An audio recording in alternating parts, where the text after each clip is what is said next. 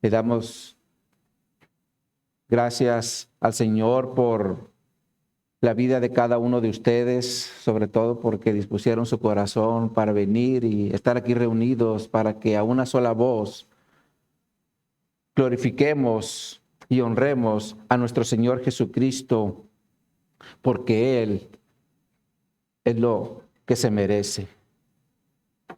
Pero también nos sentimos gozosos cuando nuestros hermanos nos visitan y hoy tenemos a nuestra hermana Antonia y su hijo. Bienvenida, hermana, bienvenidos. Gracias al Señor porque hoy pudieron estar aquí, ¿verdad? Para alabar y glorificar al Señor. Pero pues ahora es importante que dispongamos nuestro corazón, como oraba ahorita, para que entremos a la exposición de la palabra de Dios por medio de la epístola que estamos estudiando de Pablo a la iglesia de Éfeso. Y por extensión también es para nosotros, la iglesia local, gracia de Dios, donde el apóstol Pablo nos ha estado hablando del tema del sometimiento, el cual definitivamente está relacionado con muchas áreas de nuestra vida. Por eso es que desde que llegamos a esta tierra, Dios nos puso en un hogar para que aprendiéramos el sometimiento por medio de nuestros padres. Pero de igual forma también nos puso en una sociedad para que continuemos ejerciendo el sometimiento, pero ahora a nuestras autoridades de gobierno. Y obviamente es con la finalidad de que vivamos bajo un orden de mando y de esa forma tengamos dirección en todo lo que estamos haciendo. Porque si no hay dirección, la realidad es que nuestra vida va a estar llena de caos y confusión, como pasa el día de hoy en muchos hombres y mujeres que viven sin sometimiento a una autoridad.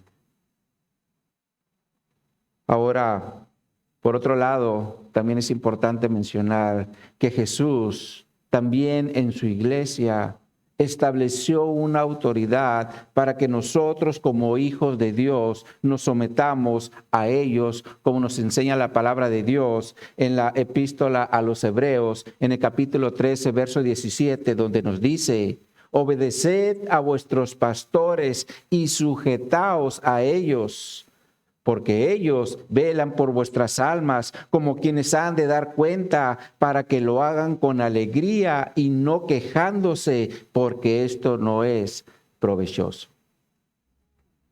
Ahora, Pablo también nos dice en Efesios 5:21, someteos los unos a los otros en el temor a Dios, o en el temor de Dios más bien. Y la semana pasada vimos que otras traducciones lo mencionan como el temor a Cristo. Por lo cual nosotros como hijos de Dios también tenemos la responsabilidad de someternos con respeto los unos a los otros, independientemente de la responsabilidad que nos haya dado Cristo en su iglesia. Porque recordemos que el sometimiento no se refiere a una inferioridad, sino a una subordinación que opera bajo una orden de mando. Y como Cristo también nos dejó ejemplo, porque Él también se subordinó y estuvo bajo las órdenes o la dirección de su Padre en el cielo. Ahora, la semana pasada empezamos a hablar del tema del sometimiento en el matrimonio, donde Pablo les habló primeramente a las esposas, cuando les dice en Efesios 5:22, las casadas estén sujetas a sus propios maridos como al Señor. Lo cual nos indica o nos enseña que cuando una hija de Dios entra en el matrimonio, tendrá una autoridad por medio del esposo, a la cual ella deberá subordinarse como si lo hiciera hacia Cristo. Sin embargo, para poder obedecer estas direcciones o esta dirección o directrices que nos está presentando Pablo, es importante tener presente lo que nos enseña la palabra de Dios en Efesios 5:18, donde nos dice, sed llenos del Espíritu. Porque si una persona no está llena del Espíritu, difícilmente podrá ser obediente a las instrucciones que Pablo nos está presentando en relación al sometimiento en este capítulo 5. Porque a final de cuentas son instrucciones que operan en contra de los modelos que se viven en el mundo, donde el caos y la confusión son los que reinan. Y de igual forma, mis hermanos, si no hay llenura del Espíritu Santo, el que va a actuar dentro de nosotros seguirá siendo el viejo hombre que no quiere glorificar al Señor. Por eso la importancia de la llenura del Espíritu Santo en nuestra vida, para que podamos ser obedientes a las instrucciones que el Señor nos dejó en su palabra.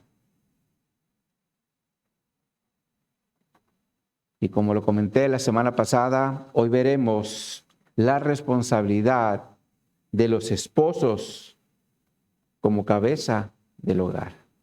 Ahora hablaremos hacia el varón, hacia el esposo. Así que abran su Biblia en Efesios capítulo 5 para que leamos los versos 23 al 28, que serán la escritura que tomaremos hoy como texto base. Efesios 5, 23 al 28 nos dice, porque el marido es cabeza de la mujer, así como Cristo es cabeza de la iglesia, la cual es su cuerpo y Él es su Salvador. Así que, como la iglesia está sujeta a Cristo, así también las casadas lo estén a sus maridos en todo. Maridos, amad a vuestras mujeres, así como Cristo amó a la iglesia y se entregó a sí mismo por ella, para santificarla, habiéndola purificado en el lavamiento del agua por la palabra, a fin de presentársela a sí mismo como una iglesia gloriosa, que no tuviese mancha, ni arruga, ni cosa semejante, sino que fuese santa y sin mancha. Así también los maridos deben amar a sus mujeres como a sus mismos cuerpos. El que ama a su mujer, a sí mismo se ama. Por lo cual seguimos con el título, El sometimiento en el temor a Dios. Y hoy veremos la segunda parte, el sometimiento en el temor a Dios. Ahora, cuando Pablo está escribiendo esta epístola en el primer siglo, había al menos 3 trasfondos que es importante considerar en relación al matrimonio. Estos 3 contextos eran el trasfondo judío, el trasfondo griego y el trasfondo romano. Bajo estos contextos, Pablo está escribiendo esta epístola, los cuales definitivamente operaban de formas diferentes. Sin embargo, todos estos trasfondos afectaban directamente tanto la fidelidad como el respeto que debería haber en un matrimonio. Por eso Cristo, por medio de sus apóstoles, dio nuevas directrices o nuevas direcciones para que los matrimonios operaran con orden, con respeto y con fidelidad.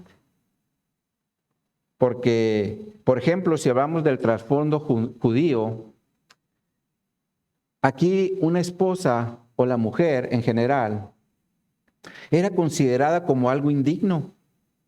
Por eso los judíos en sus oraciones matutinas, como lo comentan algunos historiadores, ellos le daban gracias a Dios por 3 cosas. La primera es por no haber nacido en una familia gentil, es decir, en una familia que no perteneciera al pueblo de Israel. En segundo lugar, por no haber nacido esclavo. Y en tercer lugar, por no haber sido una mujer. Porque según su ley, y obviamente la ley que establecieron por medio del hombre y no la de Dios, una mujer solo era una cosa para usarse. Porque la mujer no tenía ningún derecho legal y por lo tanto solo era una posesión del marido para que él hiciera con ella lo que quisiera. Ahora, otro punto a considerar dentro del contexto judío es en relación al divorcio, el cual era autorizado bajo la escritura de Deuteronomio capítulo 24, verso 1, donde nos dice, cuando alguno tomare mujer y se casare con ella, si no le agradare, puede, por haberle hallado alguna cosa indecente, le escribirá carta de divorcio y se le entregará en su mano y la despedirá de su casa. Por lo cual, todo iba a depender de cómo interpretaran la frase alguna cosa indecente. Y de aquí surgieron al menos dos escuelas: la escuela conservadora y la escuela liberal, donde la conservadora interpretaba la frase alguna cosa indecente como adulterio, por lo cual esta escuela permitía el divorcio siempre y cuando existiera un adulterio.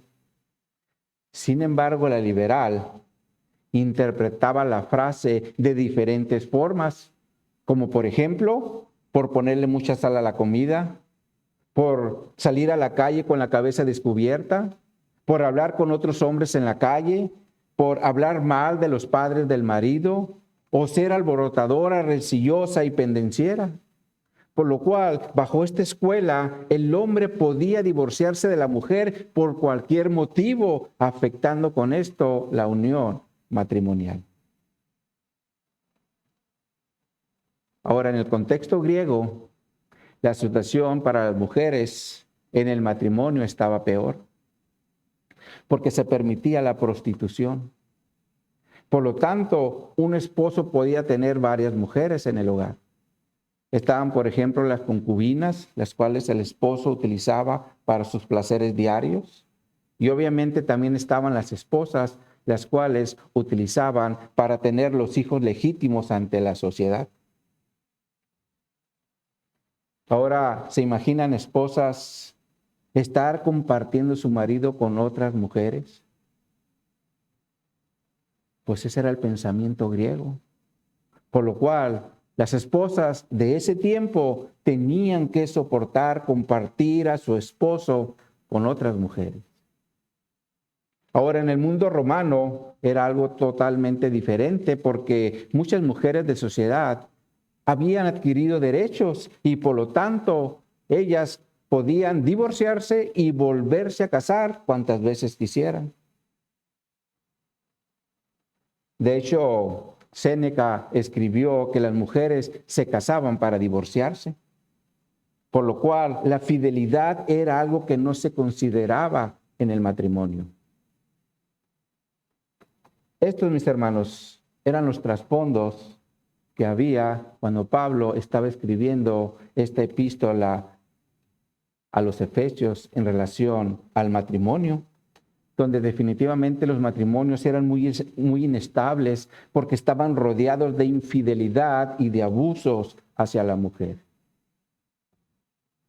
Sin embargo, si hacemos un análisis de cómo están viviendo muchos matrimonios en nuestros días, encontraremos que muchos de ellos siguen abrazando estas ideas y por lo tanto siguen afectando la unión matrimonial.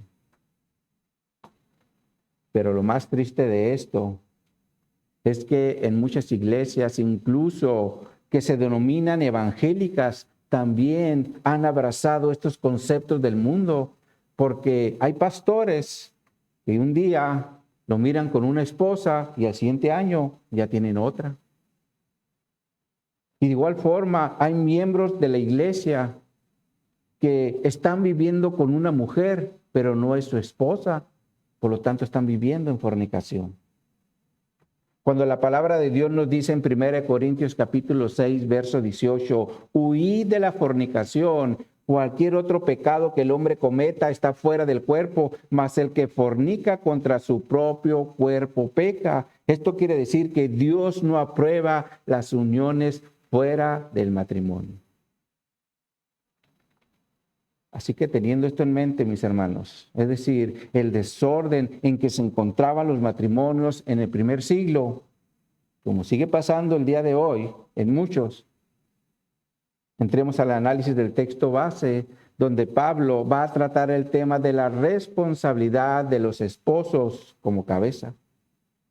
Dice Pablo en el verso 23 del texto base, porque el marido es cabeza de la mujer, así como Cristo es cabeza de la iglesia, la cual es su cuerpo y Él es su Salvador. Por lo cual aquí entramos a nuestro primer punto de la enseñanza, porque hay un responsable al que Dios le va a pedir cuentas del matrimonio. Y este responsable no es la esposa, es el marido, porque Él es la cabeza. Ahora, para entender este primer punto, es decir, la responsabilidad que tiene el hombre en el matrimonio, es importante entender lo que significa ser cabeza. Porque el término cabeza en su original tiene el sentido bíblico de una persona que se le ha dado una posición de autoridad o de liderazgo, pero con una responsabilidad.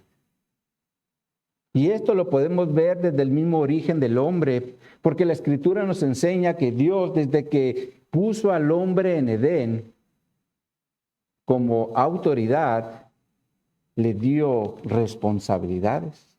Y veamos esto en Génesis capítulo 2, versos 8 al 15. Vayan a su Biblia. Génesis capítulo 2, verso 8.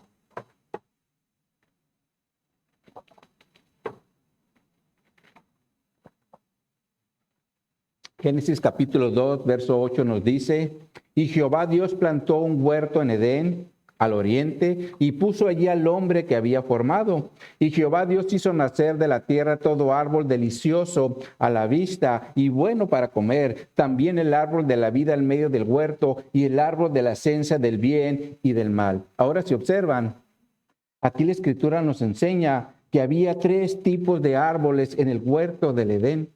Estos son los árboles deliciosos a la vista y buenos para comer, el árbol de la vida y el árbol de la ciencia del bien y del mal. Solo que en el caso de este último, el árbol de la vida, del bien y del mal, fue el que se le prohibió comer a Adán para que le demostrara obediencia a Dios. Ahora, si observan, por ningún lado nos dice que era un árbol de manzanas, como muchas veces nos lo presentan, porque siempre ponen a una mujer comiéndose una manzana cuando están hablando de la caída del hombre en Edén, ¿o no es así? ¿Verdad? Sin embargo, el árbol de la ciencia del bien y del mal no era una manzana específicamente. Bueno, la Biblia no lo aclara, pero lo que sí nos dice es que tenía un fruto, como lo menciona Eva en el capítulo 3, cuando la serpiente la tienta y le hace la siguiente pregunta: ¿con que Dios os ha dicho no comáis de todo árbol del huerto? Y Eva le contesta en los versos 2 y 3, del fruto de los árboles del huerto podemos comer, pero del fruto del árbol que está en medio del huerto, dijo Dios, no comeréis de él, ni lo tocaréis para que no muráis. Entonces es claro que el árbol de la ciencia del bien y del mal sí tenía un fruto, sin embargo no sabemos cómo era, porque la Escritura no lo describe. Y esto es importante mencionarlo para que no tergiversemos la palabra de Dios cuando estemos diciendo o estemos enseñando en relación a que era un fruto de una manzana, ¿verdad? Como muchas veces lo mencioné, nos enseñan. Habla de un fruto, pero no podemos afirmar que es una manzana. Y si alguien lo afirma, está tergiversando la palabra, porque la palabra no dice que fuera una manzana. Entonces, hecha esta aclaración, continuemos la lectura en el verso 10, en Génesis 2:10, donde nos dice, y salía de Edén un río para regar el huerto, y de allí se repartía en 4 brazos. El nombre de uno era Pisón, este es el que rodea toda la tierra de Ávila, donde hay oro. Y el oro de aquella tierra es bueno, y de allí también bedilio y onice. El nombre del segundo río es Quión. Este es el que rodea toda la tierra de Cus. Y el nombre del tercer río es Hidekel. Este es el que va al oriente de Asiria. Y el cuarto río es el Éufrates. Y luego nos dice el verso 15, tomó pues Jehová Dios al hombre y lo puso en el huerto de Edén. ¿Y para qué dice que lo puso? ¿Para qué dice que lo puso, mis hermanos? Para que lo labrara y lo guardase. Aquí encontramos dos instrucciones para el hombre: labrar el huerto y cuidar el huerto. Estas dos palabras, mis hermanos, definitivamente están relacionadas con la mayordomía, porque se refiere a una administración de algo que se nos ha confiado. Por lo cual, desde que Dios creó al hombre, lo puso en Edén, lo dejó como administrador o responsable del huerto. Lo cual ya de entrada nos da un principio. Y el principio es que el hombre no fue creado por Dios para que viva como holgazán, sino como trabajador y responsable de lo que se le ha confiado.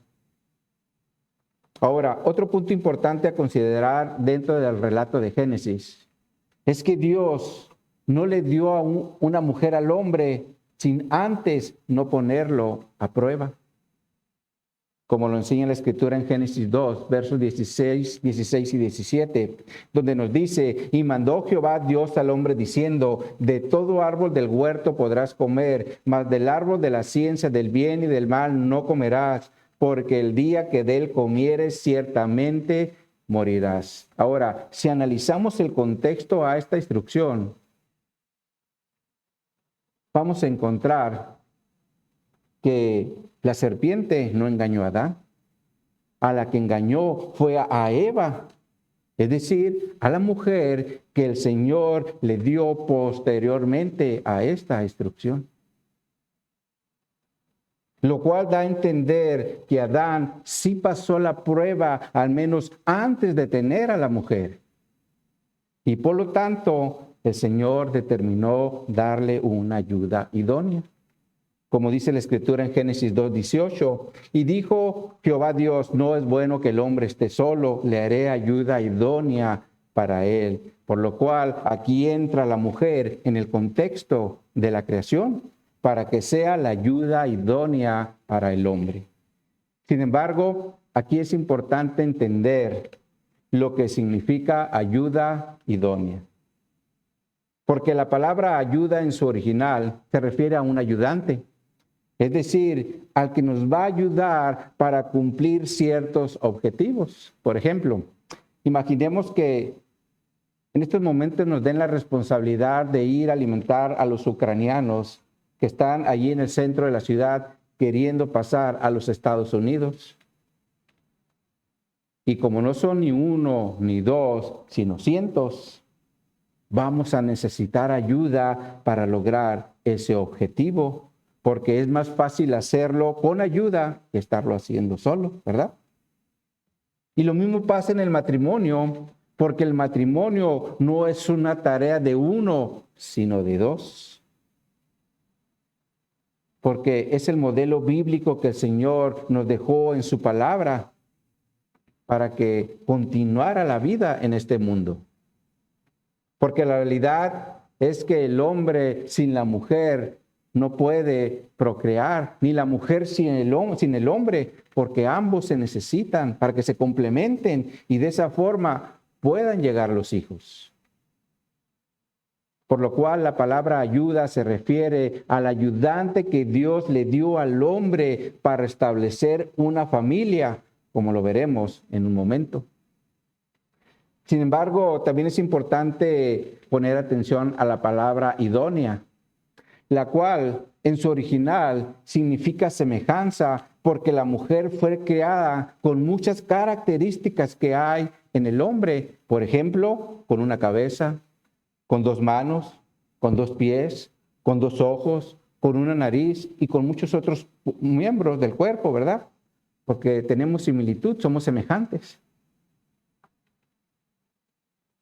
Solo que donde sí nos hizo diferentes es en los órganos sexuales para que nos complementemos y pudiéramos tener una familia. Pero en relación a las otras características, gracias a Dios nos dio una mujer a nuestra imagen. Porque se imaginan, si Dios nos hubiera dado una mujer que no fuera a nuestra semejanza, posiblemente tuviéramos una mujer con un ojo, como los cíclopes en la mitología griega, una mujer con 6 manos como los pulpos, o una mujer con 4 pies como los perros y los gatos. Así que ¿cuánto le dan gracias al Señor porque nos hizo una mujer a nuestra semejanza? Entonces, analizando la cronología de Génesis, una vez que Adán pasó la prueba, es decir, no comiendo del árbol de la ciencia del bien y del mal, demostrando ser un hombre trabajador, fue que Dios le dio a la mujer a su imagen y semejanza para establecer el matrimonio. Como nos dice la Escritura en Génesis capítulo 2, versos 21 al 24, donde nos dice: entonces Jehová Dios hizo caer sueño profundo sobre Adán, y mientras éste dormía, tomó una de sus costillas y cerró la carne en su lugar. Y de la costilla que Jehová Dios tomó del hombre, hizo una mujer y la trajo al hombre. Dijo entonces Adán: esto es ahora hueso de mis huesos y carne de mi carne, y será llamada varona, porque del varón fue tomada. Por tanto, dejará el hombre a su padre y a su madre, y se unirá a su mujer, y serán una sola carne. Aquí es donde encontramos la base bíblica para formar un matrimonio, donde también nos enseña que es indispensable que el hombre deje su hogar paterno, es decir, a su padre y a su madre, para que se una a su mujer y formen un nuevo hogar. Sin embargo, uno de los grandes problemas que hay es que muchos hombres no quieren desprenderse de sus padres, porque los quieren seguir considerando como su autoridad, y esto tarde que temprano va a traer problemas en el matrimonio. Y lo mismo pasa con las mujeres. Si quieren seguir teniendo como autoridad a sus padres, porque la Biblia dice que ahora su autoridad es su esposo. Por eso es importante, sobre todo le digo a los varones, dejar a los padres para unirnos a nuestra mujer. Y de esa forma, ahora nosotros como cabeza seremos los responsables del matrimonio bajo los principios que vimos en Adán. Es decir, ser una autoridad, ser un hombre trabajador, cuidar de lo que se nos ha confiado y dejar a nuestros padres, para que cuando lleguen los hijos crezcan en este modelo, porque es el modelo que el Señor nos dejó en su palabra. Entonces, si entendemos estos principios, no tendremos ningún problema en entender lo que Pablo nos está instruyendo en relación a ser cabeza en el matrimonio. Porque como vimos, Dios estableció al hombre desde sus orígenes como autoridad para que trabaje y cuide lo que se le ha confiado. Entonces, cuando Pablo dice que el hombre es cabeza de la mujer, se refiere a la autoridad y responsabilidad que el hombre tiene hacia su esposa en el matrimonio. Ahora, para dejar más claro el punto, Pablo introduce una comparación entre Cristo y la iglesia cuando dice en la segunda parte del verso 23, así como Cristo es cabeza de la iglesia, la cual es su cuerpo y Él es su Salvador. Por lo cual, a través del modelo de Cristo y la iglesia, Pablo también nos enseña el significado de una cabeza, porque Cristo es la máxima autoridad en la iglesia, derivado a que Él la compró con su preciosa sangre en la cruz. Y por lo tanto, ahora la iglesia es su cuerpo y Él es nuestro Salvador. Por ese motivo, nosotros como iglesia nos sometemos a Cristo y de igual forma a sus enseñanzas. Y esto es importante entenderlo, porque el sometimiento a una autoridad se demuestra con obediencia, porque nada sirve decir que Cristo es nuestra máxima autoridad si a final de cuentas hacemos lo que nos viene en gana, es decir, nuestra propia voluntad. como cuando el Señor le dice al pueblo de Israel por medio del profeta Isaías, en Isaías capítulo 29, verso 13, donde les dice: porque este pueblo se acerca a mí con su boca y con sus labios me honra, pero su corazón está lejos de mí y su temor de mí no es más que un mandamiento de hombres que les ha sido enseñado. Esto quiere decir que si no hacemos las cosas de corazón, es decir, genuinamente, solo será una práctica enseñada por los hombres, como lo puede ser el asistir a una iglesia. Y en este sentido, posiblemente muchos de nosotros, cuando empezamos a asistir a la iglesia, lo hicimos por mandato de nuestros padres, lo cual está bien, porque éramos obedientes a nuestros padres. Y de esa forma escuchamos la palabra de Dios para no quedarnos en ignorancia en relación al castigo eterno que le espera a todos aquellos que rechacen a Cristo y a su evangelio.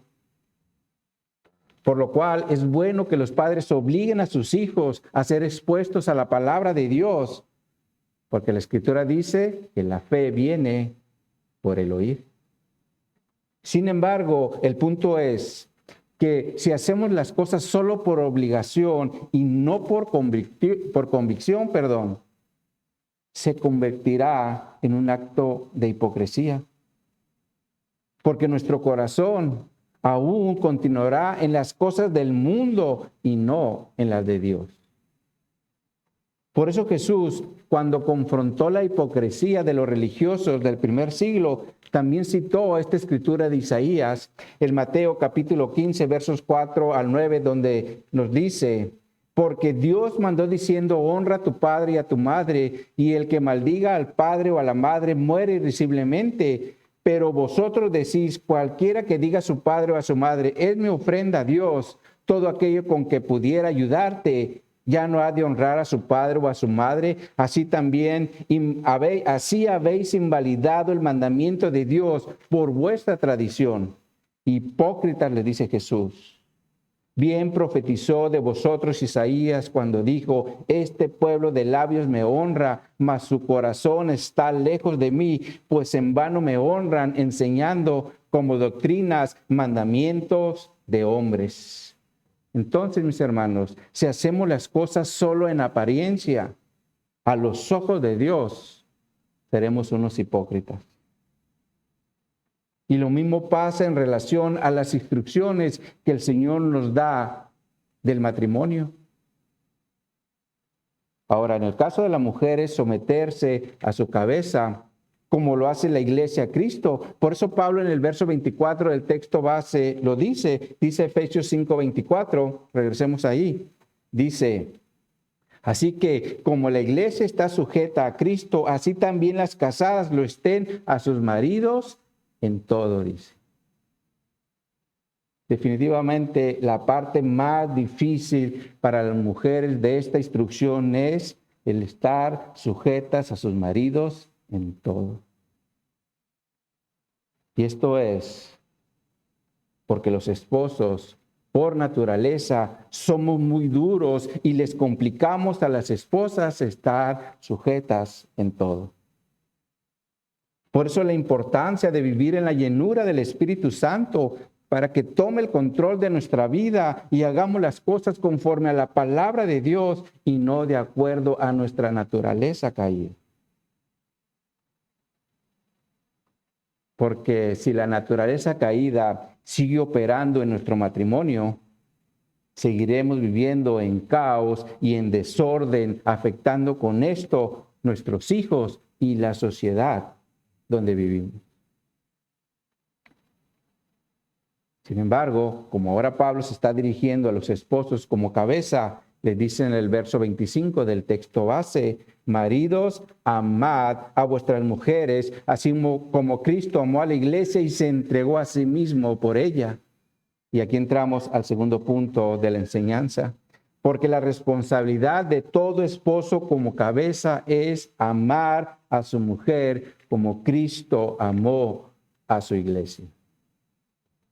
Ahora, para que un esposo pueda entender lo que Pablo le está instruyendo en este verso 25, tiene que entender primero cómo operó el amor de Cristo por su iglesia.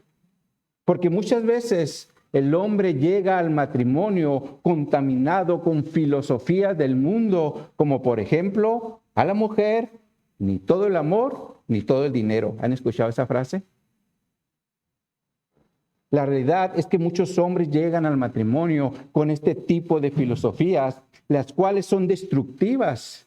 Porque la esposa, como lo vimos en Génesis, fue dada al esposo para que fuera su ayuda idónea y de esa forma juntos formen una familia.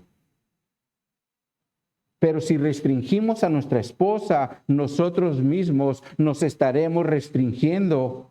Por eso el rey Salomón escribió en Eclesiastés 4:9, mejores son dos que uno porque tienen mejor paga de su trabajo.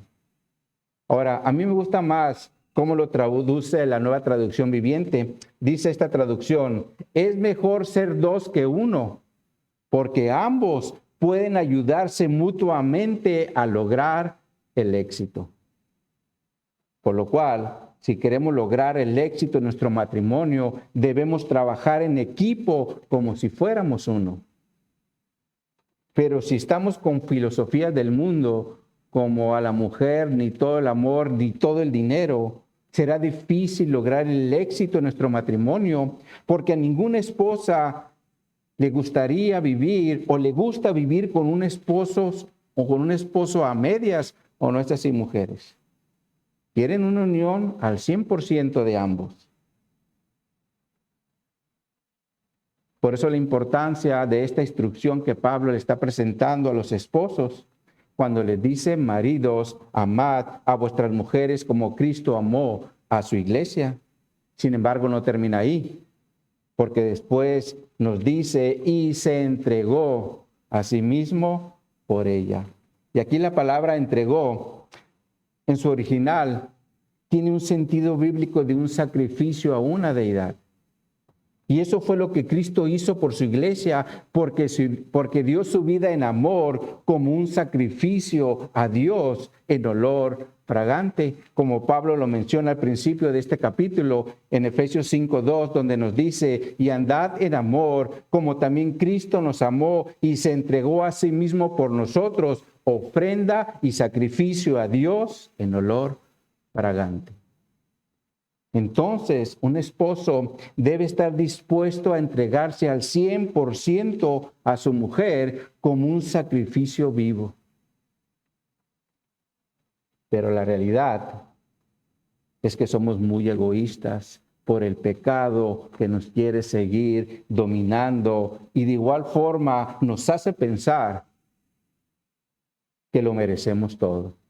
Por ejemplo, después de un largo día de trabajo, al llegar a casa, queremos que nos traten como reyes, es decir, que nos sirvan la comida calientita para después irnos, sentarnos al sillón, prender la tele y que nadie nos moleste.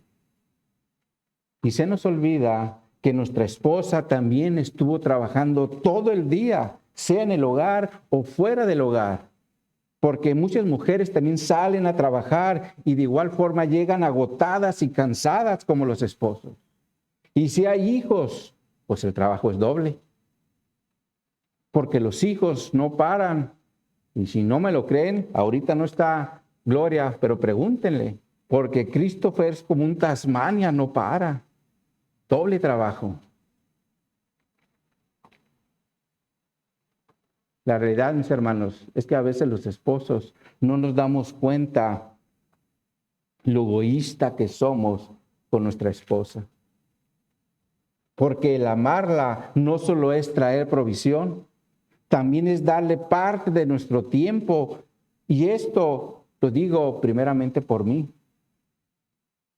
Porque muchas veces dedico mucho tiempo al estudio de la palabra de Dios y se me olvida que tengo una responsabilidad como esposo.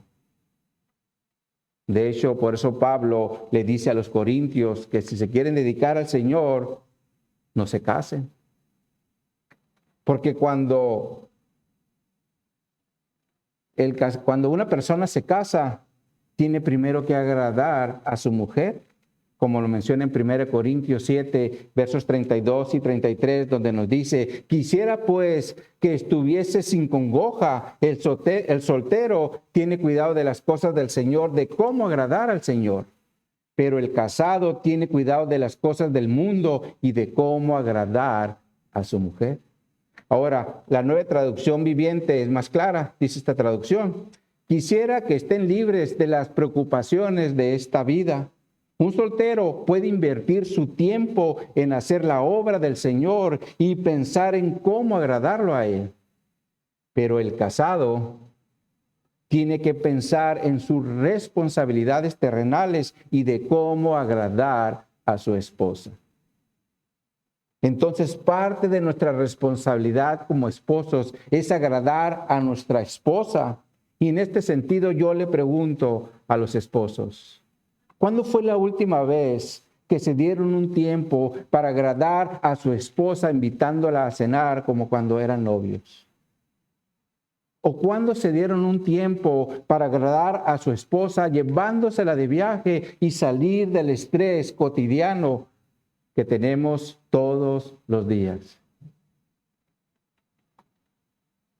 Ahora, si ya lo han hecho, lo están haciendo, pues qué bien. Hay que seguirlo haciendo para que nuestro amor día a día siga creciendo. De hecho, por eso Pablo, cuando nos dice a los esposos, amad a vuestras mujeres, utiliza un verbo que es presente y activo e imperativo, lo cual indica que es una exhortación. Y la exhortación es amar a nuestras esposas todos los días. Ahora, también es importante considerar que Dios hizo a la mujer más emocional que nosotros. Por ese motivo, una mujer necesita un esposo que le dé un trato amable, cariñoso, delicado, atento y bondadoso. Pero si le damos un trato brusco, grosero, áspero y duro, esto hará que nuestra esposa se sienta lastimada o herida. ¿O no es así, mujeres? Por ese motivo, Pablo nos da el mandamiento de amarlas como Cristo amó a su iglesia, porque Cristo día a día vela por su iglesia o intercede por ella. Como Pablo lo menciona en Romanos 8:34, donde nos dice: ¿quién es el que condenará? Cristo es el que murió, más aún el que también resucitó, el que además está a la diestra de Dios, el que también intercede por nosotros, es decir, por los que somos parte de su iglesia. Lo cual nos enseña que el trabajo de Cristo es de todos los días, porque la realidad es que somos una iglesia muy rebelde a sus mandamientos, porque siempre queremos hacer nuestra voluntad y no la de Cristo. Sin embargo, otro de los grandes errores que cometemos los esposos es lo que nos enseña el apóstol Pedro en 1 Pedro capítulo 3, verso 7, donde nos dice: vosotros maridos, igualmente vivid con ella sabiamente, dando honor a la mujer como a vaso más frágil y como coherederas de la gracia de la vida, para que vuestras oraciones no tengan estorbo. Entonces, si queremos que nuestras oraciones no tengan estorbo, debemos darle a nuestra esposa honor como a vaso más frágil, porque ellas son más débiles que nosotros, aunque muchas veces demuestran un carácter más fuerte que el de nosotros. Pero esto es porque nosotros como esposos en muchas ocasiones actuamos como tiranos. Por eso Pablo también le dice a los colosenses en Colosenses 3:19: maridos, amad a vuestras mujeres y no seáis ásperos con ellas. Y aquí es interesante el significado de la palabra áspero, porque esta palabra en su original tiene el sentido bíblico de estar amargado. Por lo cual es como si Pablo nos estuviera diciendo a los esposos: no estén amargados no estén amargados con su esposa. Si les fue mal en el trabajo, si el carro se descompuso, si llegaron, se acabó el gas y tienen que ir a comprarlo. y todo aquello que muchas veces nos hace estar molestos. Porque la realidad es que muchas veces descargamos nuestra amargura con la esposa en lugar de amarla. Ahora, cuando Pablo menciona el amor de Cristo por su iglesia, también tiene en mente el amor que se describe en Corintios 13, donde nos dice que el amor es sufrido, es benigno, no tiene envidia, no es jactancioso, no se envanece, no hace nada indebido, no busca lo suyo, no se irrita, no guarda rencor, todo lo sufre, todo lo cree, todo lo espera y todo lo soporta. Este es el amor que un esposo debe darle a su esposa, porque a final de cuentas la esposa también es parte de nuestro cuerpo. Como también lo menciona Pablo en el verso 28 del texto base, donde nos dice, así también los maridos deben amar a sus mujeres como a sus mismos cuerpos. El que ama a su mujer, a sí mismo se ama. Por lo cual, si nosotros como esposos no amamos a nuestras esposas como si fuera nuestro mismo cuerpo, los resultados pueden ser catastróficos en nuestro matrimonio, como sigue pasando en muchos matrimonios de nuestros días, donde la violencia, la infidelidad y el abandono son los medios más comunes por los cuales el matrimonio llega al divorcio. Por eso es importante que nosotros como esposos consideremos lo que Cristo hizo por su iglesia, para que nosotros no vayamos a destruir nuestro matrimonio. Como Pablo lo describe en los versos 26 y 27 del texto base, donde nos dice, para santificarla, habiendo purificado en el lavamiento del agua por la palabra, a fin de presentársela a sí mismo una iglesia gloriosa, que no tiene mancha, ni arruga, ni cosa semejante, sino que fuese santa y sin mancha. Ahora, si observan, aquí hay varias cosas que Cristo hizo por su iglesia. Y la primera fue santificarla para que fuera una iglesia dedicada a Dios. Y de igual forma, apartada del mundo, siendo lavada y limpiada por la palabra, porque la palabra es verdad. Y de hecho, esa siempre fue la oración de Jesús al Padre, como lo menciona Juan en su Evangelio, en Juan 17, versos 17 al 19, donde nos dice, santifícalos en tu verdad, tu palabra es verdad, como tú me enviaste al mundo, así yo los he enviado al mundo, y por ellos yo me santifico a mí mismo, para que también ellos sean santificados en la verdad. Por eso es importante considerar en todo momento la palabra de Dios para que nos guíe y nos ayude a vivir en santificación, es decir, apartados del mundo para vivir para Dios. Ahora, lo segundo que nos muestra Pablo en relación a la obra de Cristo por su iglesia fue que se la presentó como una iglesia gloriosa, una iglesia sin mancha, sin arruga y santa. Lo cual nos enseña que para Cristo su iglesia es algo importante y de la misma forma para nosotros como esposos lo debe ser nuestra esposa. Porque ahora ella es parte de nuestro cuerpo como lo es la iglesia de Cristo. Amén, mis hermanos.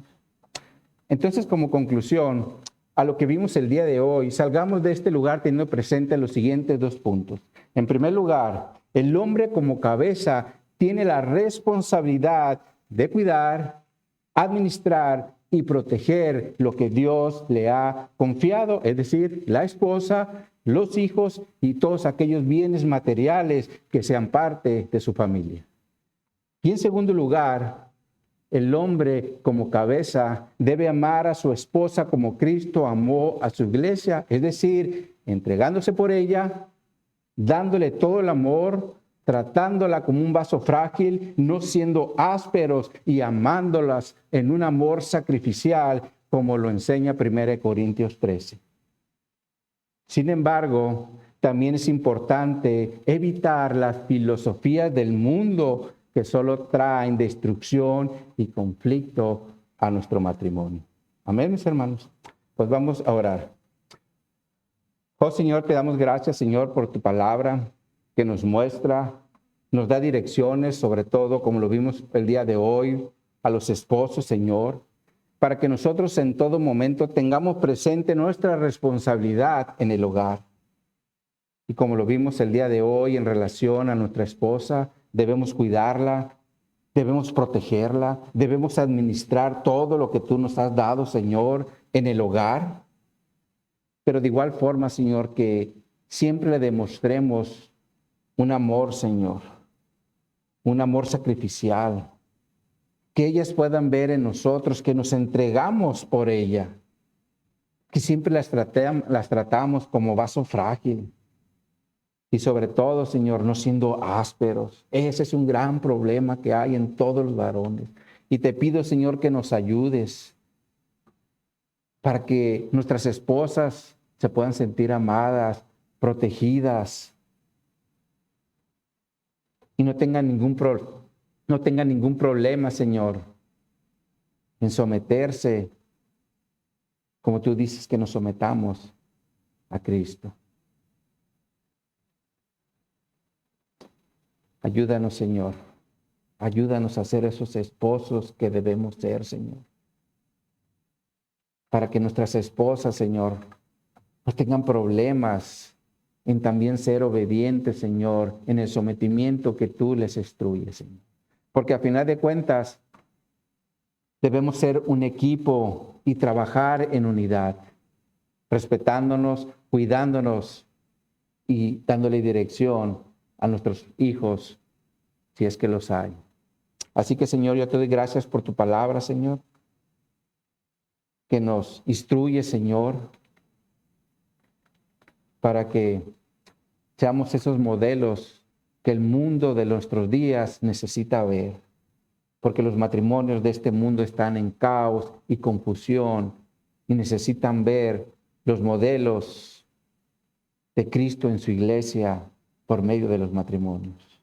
Así que, Señor, síguenos guiando, síguenos ayudando y síguenos dando entendimiento para que te glorifiquemos en todo lo que hagamos. En el nombre de Jesús te lo pido, Padre, para tu gloria y para tu honra. Amén y amén. Muy bien, mis hermanos, vamos ahora a orar.